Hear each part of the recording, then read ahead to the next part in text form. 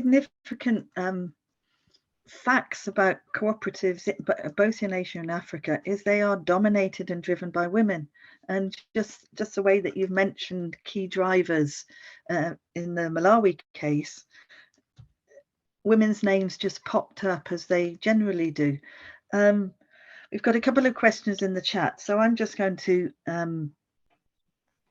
ask you, what do you think women actually bring?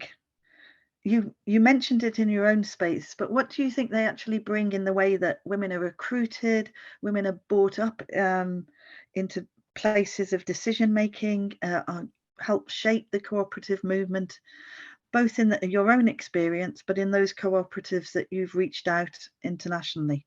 I'm struck by a very stark statistic I saw from the ILO and the ICA, which is that women make up 50% of the clientele, as well as 50% of the membership of cooperatives against the world. And in women's cooperatives, you obviously see them in the leadership. But as you pointed out in your speech, in your discussion earlier, you don't necessarily see women leading co-ops in other ways, like yourself, Debbie. Could you give us some comments? I'd just like to just call out a couple of people. One of them is going to be speaking later this morning, which is Rose Marley, but also Anka. We're all on the International Cooperative Working Group, and that's been an absolutely brilliant network. And I have to say, it feels like it's the women that find the practical solutions to things. So they're often working quietly in the background, actually delivering. And that for me is probably the big benefit of women. They just they crack on, they get on with it, and they really do get stuff done. But there are some amazing women. I mean, for the first time in our history, Shireen Chowdhury-Haque is the CEO of the cooperative group in the UK. There's Alison Hans so, really brilliant women, and it was actually Gillian that came up to us at Congress when Shireen and I were having a conversation, and she just commented on the fact that two CEOs were having a conversation with each other. And I think what women do, I think we seek each other out and try to find solutions to things.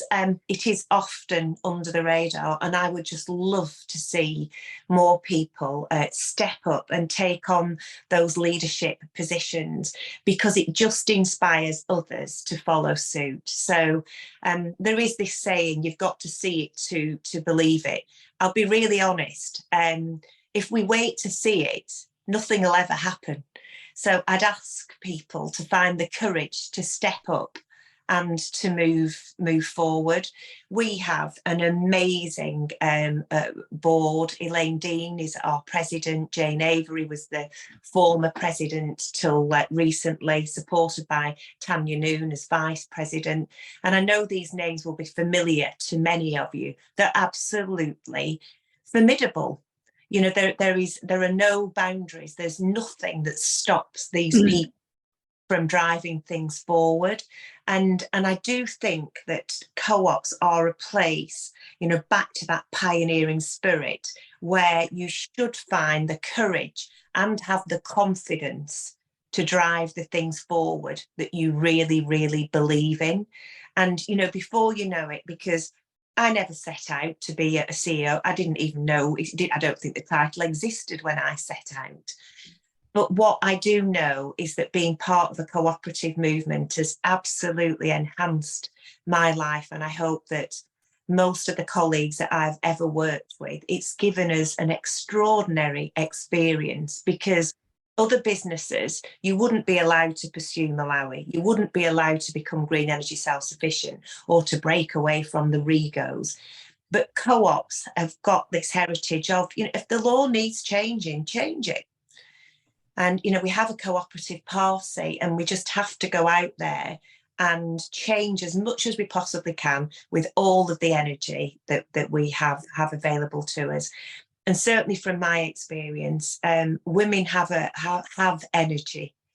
They have enormous energy. I think they build resilience, but also they build stamina, because you're having to do so many things so much of the time. You're used to coping with multiple things at the same time. And as part of that work in the International Cooperative Working Group, during COVID, we were able to help Siwa, which again is a women's cooperative in India. So there are dozens of examples, but all of that just comes about by a few contacts and a few conversations within the cooperative movement. I mean, I've mentioned Brad Hill. There are amazing men in the movement as well. You know, I don't, and I think, you know, they also deserve enough credit. But this day, which we are talking about women, and I always have a laugh that there is, of course, International Women's Day. It happens to fall on Pie Week, so I think it's quite fascinating. Get one day for the women, but the pies get a whole week, and it kind of says all, doesn't it? But I don't want to see a week or all of that. We're each and every day, and I think it's to actually make a cooperative difference every day is much better than just one day of celebration.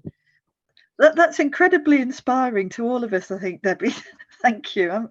I'm going to go away and yeah, just feel much happier today thinking about that. And it brings us on to a question that Christopher Hall asked. Are you there, Christopher? Do you want to ask it yourself?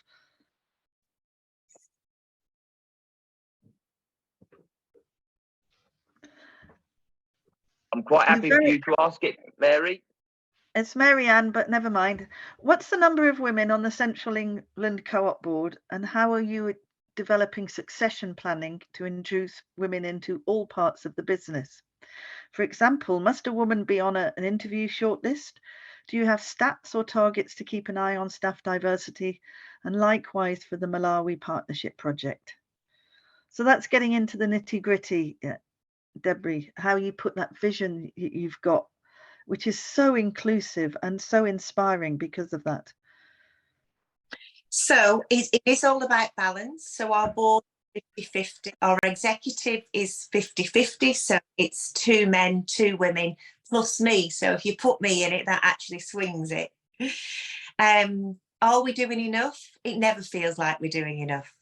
I'll be really honest on all aspects of inclusion, from a female perspective, and every aspect of inclusion. We are measuring and we are collecting all of the data, and we are actively seeking, but we have not yet set a quota. And I don't know whether we're right to do that or not. I will be really open about that. But we are certainly looking at whether we will need to, because we've got a block. And the block is between a predominantly female workforce in many of our stores, but then actually getting them into area management, into regional management, and running the operations. There is a reason, because whilst it is 50-50 in terms of men versus women that shop in our stores across the piece, in our larger stores, it tends to be more women. So in the supermarkets, whereas our local community stores, it's actually slightly more men, because there is a bias towards alcohol, tobacco, newspapers and impulse purchases, and around lunchtime for workmen that actually come into the stores. And we have too few female leaders in our operations in food and in funeral, and we are really looking to address that. So in the next round of recruitment, but I would never have liked to have thought I got the job because I was a woman. I think it's really important that we are in a meritocracy and that we actually get the jobs because we're pretty good at what we do. And we have some brilliant women in our society. There is something about building confidence in that. And you know, Marianne and I had a chat about all these syndromes, and I'm a bit cynical about most syndromes. Some of them are very well founded, and I totally agree with. But if you look hard enough, you'll find some syndrome. And is that going to become your next excuse for not developing and getting on where you need to be? I think we've just got to focus on positive things, on the courage, on the resilience, on stepping up and moving into these positions. So the other thing that we've done an awful lot of is actually is about making work pay. And I think this is probably the single biggest issue that we face as a society.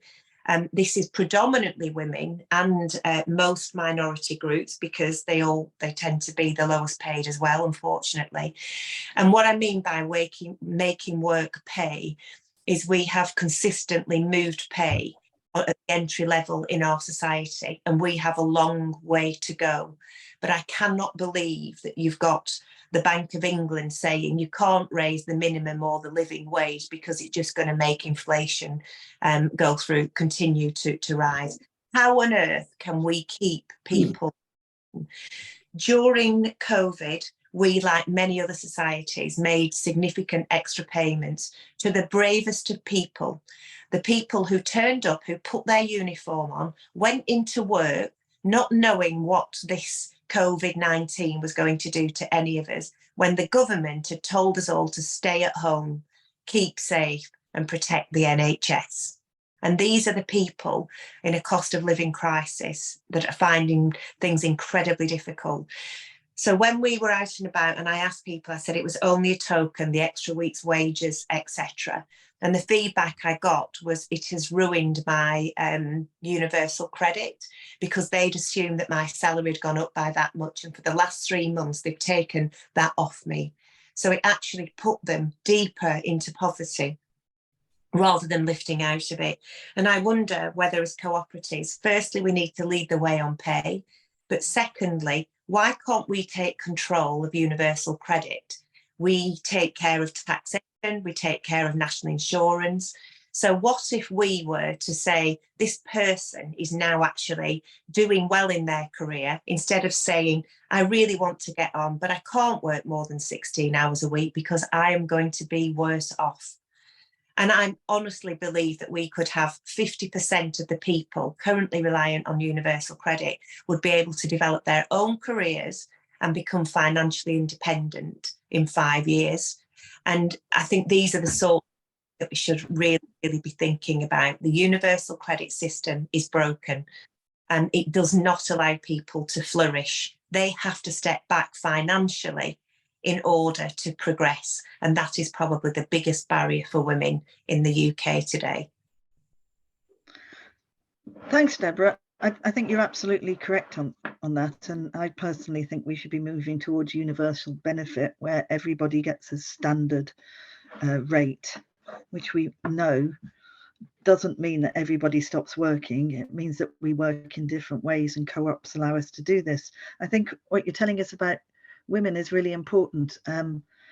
We do want a meritocracy, but as I said often when I was working in diversity, when we get a mediocre woman who got there purely by networks as Prime Minister of the UK, then we'll know we've got equality, because women to get to places where you have got, Deb, means that you are inspiring, incredible and brilliant.